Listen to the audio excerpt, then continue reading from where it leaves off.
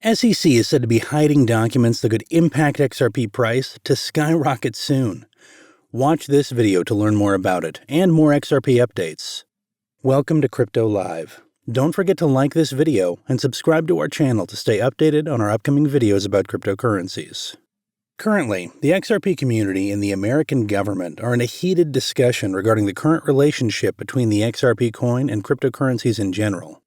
Meanwhile, it is inadvertently a good thing that the SEC lawsuit and all the complications it brought to the XRP coin are brought about by the lawsuit.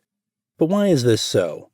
Despite the numerous setbacks and ongoing litigation between Ripple and the SEC, the XRP holders did benefit from the fact that it cleaned up the weak investors. While the weak tokens have sold out, the lawsuit has made it easier for XRP enthusiasts and the crowd to huddle more tokens. It is not out of the question that once the lawsuit settles and the XRP begins to take flight, it will attract more investors. Once this happens, these early dumpers of XRP coins will find it harder to reconnect with the XRP band. Also, we all know that due to the ongoing battle which initially caused XRP's price to dip significantly, the main catalyst for spurring Ripple's signing new partners has been the price drop. It seems that there is some breaking news that we need to address in the Ripple versus SEC case. During the last week of January, there was a tweet about another interesting one. This one about the SEC once again trying to hide documents. Meanwhile, this is because they're appealing a decision that was made by Judge Netburn a couple of weeks ago.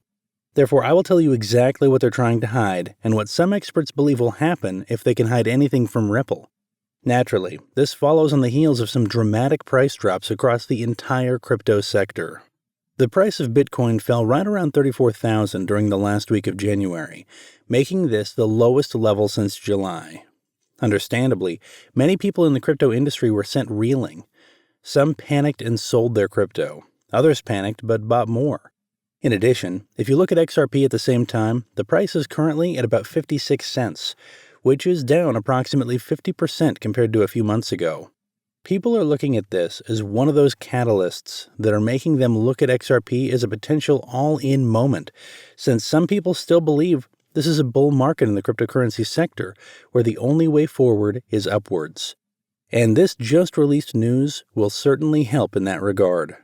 So what just happened is that James Fallon posted on Twitter that the SEC just filed for yet another extension. Crazy, right? For what exactly are they asking for this extension? It seems that they requested an extension, a deadline extension to submit objections to Judge Torres regarding Judge Netburn's deliberative process privilege ruling regarding some of the emails relating specifically to the Hinman speech.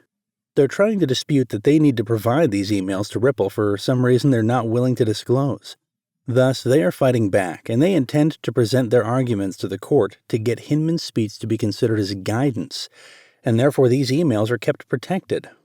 As a result, they sought an extension of 21 days from January 13th, the date when Judge Netburn ruled that the Hinman speech was a matter of personal opinion rather than a legal matter. In other words, for her, all the emails relevant to that speech are not protected and should be turned over to Ripple. However, the SEC now says that they don't like that ruling, that the speech was guidance, so all the emails and all the decisions that took place around that speech are part of the deliberative process. Additionally, they should be sealed.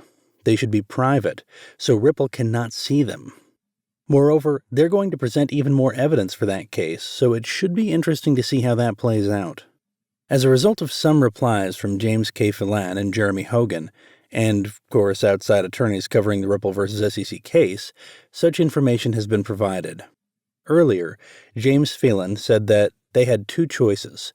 Instead of just asking for an extension of time, for one, they could have simply gone straight to Judge Netburn and requested reconsideration. As an alternative, they could have spoken directly to Judge Torres and issued their objections there. Instead, they requested an extension before they even formally objected to Judge Netburn's decision. As a result, he said there was no point in a delay, and the only reason is that they don't want to turn over the emails. Meanwhile, Judge Netburn's decisions are no longer being objected to across the board, more so to one in particular.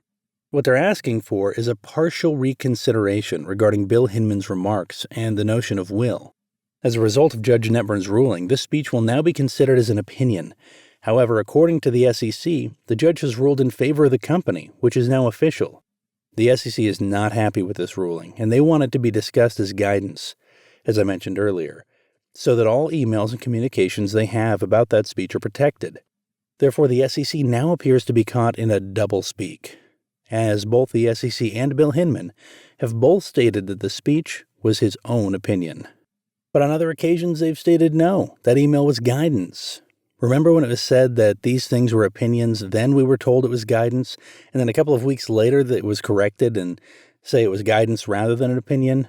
They're looking to play both sides at the same time.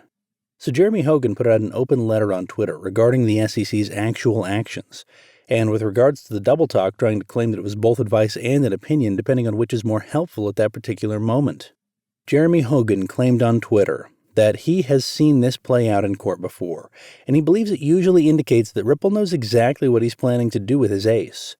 Ripple appears to have a huge advantage in that both James K. Phelan and Jeremy Hogan seem to agree that it is mostly a delay tactic. According to Hogan, there are only 3 reasons why they're trying to do this. The first reason is a delay. Another reason is to keep a record of the appeal. And number 3 is to delay the appeal again. In my view, one of the more interesting tweets that I see coming out of Jeremy Hogan in recent days has been this one. It seems to be one of the more bullish statements he's ever made in this case. He affirmed that he believes the SEC will not win these motions because the SEC has not presented any new evidence.